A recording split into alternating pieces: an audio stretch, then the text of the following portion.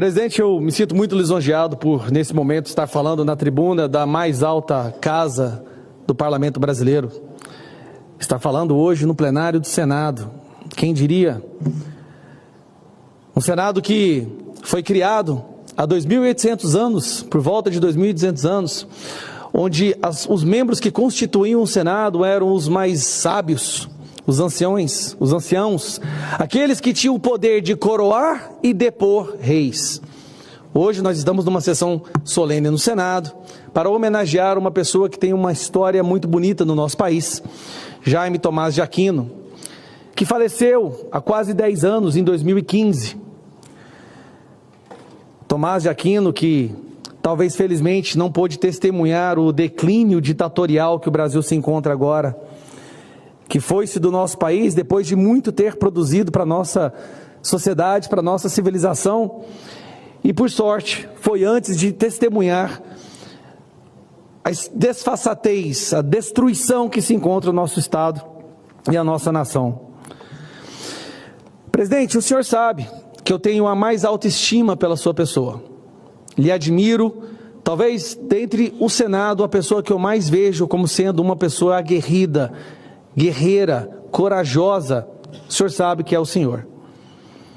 E por isso eu fico muito indignado, presidente, quando no período de uma sessão solene, onde o senhor convida vários deputados para vir aqui e nos dar a palavra, como é feito quando os senadores vão à Câmara dos Deputados, eu fico muito indignado ao ver uma pessoa da sua estatura, da sua honra, se receber uma ligação de intimidação para tentar censurar as pessoas que o senhor convidou para participar aqui. Presidente, Girão, o senhor sabe que eu gosto muito do senhor, mas uma das fraquezas que nós temos é que nós somos muito apegados a seguir toda e qualquer regimento, regra, e talvez por isso nós estamos testemunhando o que está acontecendo no Brasil. Porque o lado de lá não segue regimentos, presidente. O lado de lá não segue ordem, o lado de lá não segue a Constituição. Mas nós somos obrigados a seguir o regimento que diz que eu tenho que vir aqui, e que se eu não falar de caju, presidente, me desculpa, nós perderemos a sessão e seremos censurados. Pois eu falo de caju então. Desde que meus filhos são pequenos, nós temos uma mania de fazer algo que se chama Aventura da Guloseima. De madrugada, nas sextas e sábados, a gente sai por volta de 1, 2 horas da manhã para achar alguma loja de conveniência aberta. E lá eu levo meus filhos, a gente vai de pijama mesmo. A minha filha sempre usa um roupão de unicórnio. E ela sempre escolhe Fine e M&M. E eu sempre escolho Twix e castanha de caju salgada. E sempre o nosso ritual é voltar para casa e assistir um seriado. Maratonar, assistir um filme, comendo guloseima. Essa é a nossa aventura da guloseima. E quando me falaram dessa sessão do caju, eu me lembrei disso porque é por isso que eu estou aqui hoje, por causa dos meus filhos. Eu virei um deputado federal quando eu vi que o caminho que a nossa sociedade, que o nosso país está indo, se nós não fizermos algo para resgatar a decência, a sanidade, o respeito à Constituição, serão os nossos filhos que vão sofrer as consequências. Então, se houver consequência contra mim por eu não falar de caju agora, que venha contra mim. Mas o que eu vou falar agora é para salvar os nossos filhos. Então me desculpe, presidente, mas eu vou falar o que eu preciso falar aqui no Senado, porque eu estou numa casa onde a maioria dos membros não fala o que precisa ser dito. O Senado foi criar para dar estabilidade no país, para ir atrás daqueles que abusam do poder.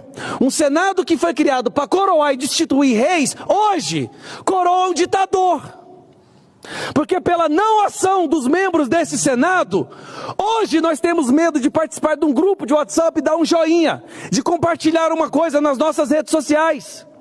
Todas as vezes que o Senado deixou de agir, mais um tijolo foi colocado nesse império ditatorial que se consolida no Brasil. Então, se eu estou fazendo algo aqui hoje, é chamando o povo brasileiro a olhe para os senadores. Se nós estamos assim hoje, é porque a maioria dessa casa, dos membros dessa casa, se acovardaram diante de uma pessoa que tem na mão uma caneta que pode colocá-los na prisão. Mas ter medo de prisão em um país que nós já estamos presos? Se engana quem acha que está livre nesse Brasil, presidente. Não é porque você pode ir levar o seu corpo de um ponto A para um ponto B, não quer dizer que você não esteja preso. Nós estamos em um país prisão, perdendo a nossa voz, onde a Constituição não é respeitada, onde dia após dia irregularidades são cometidas e os senadores que poderiam fazer uma coisa nada fazem. Nós, deputados federais, somos cobrados diariamente, mas a verdade é que o Brasil saiba disso. São os senadores que têm o poder de trazer a estabilidade de volta ao Brasil. São os senadores que podem devolver a nossa democracia. Quando o STF censurou a imprensa por causa do amigo do meu pai, eram senadores que deveriam ter feito algo e não fizeram. Mais um tijolo foi colocado nessa ditadura. Quando o Moraes abriu inquéritos ilegais, mais um tijolo foi colocado e os senadores colocaram cimento para consolidar. Nada fizeram. Quando tem alguma votação, uma PEC ou um PL, e o STF interfere e os senadores não fazem nada, mais uma vez a nossa ditadura está sendo cada vez mais consolidada. Tem exceções? Sim, nós temos exceções, presidente. Nós temos vários senadores que são guerreiros, mas ainda não fazem a maioria da casa, que precisam da nossa ajuda, e esses senadores inclusive estão aqui agora, muitos deles.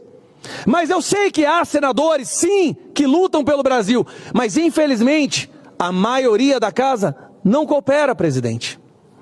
Infelizmente, quando a gente percebe imagens de WhatsApp sendo vazadas, conversas, mostrando que uma organização criminosa foi criada dentro do TSE e o STF, e os senadores não fazem nada, o Pacheco não faz nada, mais um tijolo é consolidado nessa ditadura, presidente. Como eu poderia vir aqui e ficar em silêncio sobre isso, se essa é a casa que tudo pode ser resolvido? Nós sabemos, senador Magno Malta, Rogério Marinho, tem vários outros, Damares, nós temos o senador Girão, vários outros senadores. O Brasil conhece os senadores que estão do nosso lado. Mas infelizmente a maioria coopera para a consolidação dessa ditadura. O povo brasileiro tem que focar agora em cobrar os senadores para que prisões preventivas intermináveis não aconteçam novamente. O povo brasileiro tem que voltar a cobrar os senadores para que as nossas redes sociais não sejam derrubadas ilegalmente.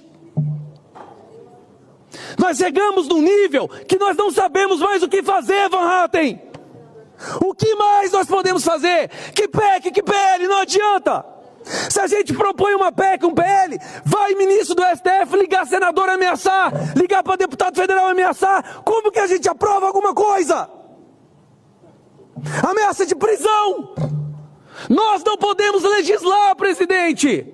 Nós somos eleitos para legislar. Quando a gente tenta criar uma lei para resgatar a decência, a democracia, lá vem ligação do STF. Interferência direta nas nossas ações. Um homem morreu na prisão, gente. Um prisioneiro político morreu na prisão. Uma família perdeu o marido, o pai, porque ele foi preso politicamente. Aí eu tenho que vir aqui e falar de caju?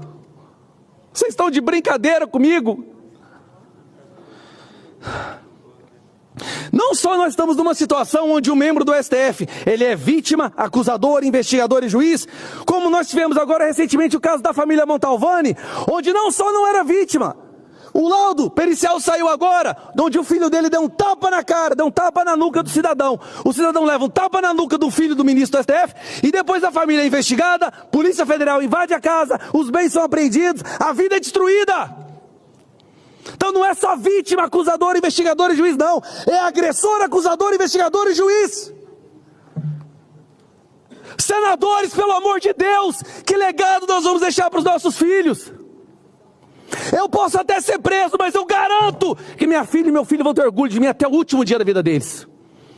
Isso poderá ser dito pelos filhos de todos os senadores dessa casa? Isso poderia ser dito pelos filhos do Pacheco? Eu tenho certeza que não. Eu vim para cá essa semana, presidente, deixando organizado, pelo menos a parte financeira para a educação dos meus filhos. Olha o nível que a gente chegou. Olha o nível. Eu vim para cá deixando separado pelo menos o dinheiro para pagar as mensalidades da educação do meu filho e da minha filha, porque eu não sei se eu volto à minha casa. Porque eu sabia que na hora que eu subisse aqui, eu ia falar o que está entalado no meu coração. Só que o que está entalado no meu coração, que é viver numa democracia, liberdade de expressão sendo respeitada, hoje é crime. Presidente, e aí? Onde isso vai parar? O que mais? As pessoas estão perdendo a esperança até de ir para as ruas. A gente coloca milhões de pessoas nas ruas e o Pacheco finge que elas não existem. Ah, tem que me sensibilizar. Sensibilizar?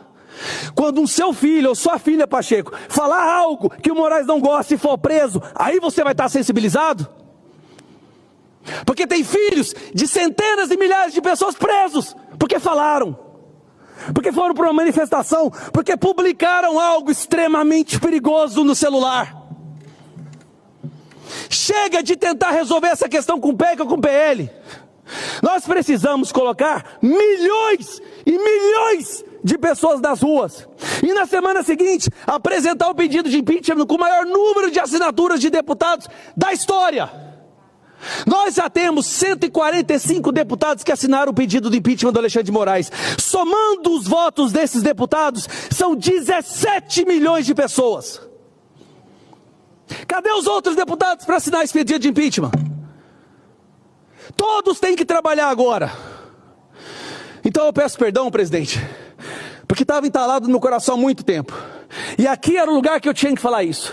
Esbravejar e falar na Câmara dos Deputados, eu já fiz tudo que eu podia falar, até minha garganta não aguentar. Mas é aqui que a solução do Brasil pode sair. E me desculpe se o fato de eu ter falado o que eu falei possa lhe causar alguma retaliação do Pacheco, provavelmente virá. Mas todo o sacrifício que o senhor está fazendo, todo o sacrifício será pago. Será pago com a gratidão do povo, ao contrário da vida dele, que hoje não pode ir numa padaria. Não existe discurso de ódio de pessoas que amam esse país e só querem viver numa democracia. O que vocês escutam aqui é a voz de uma pessoa indignada. Porque a gente está vendo a nossa Constituição ser desrespeitada, pessoas inocentes sendo presas. Eu não posso me indignar mais?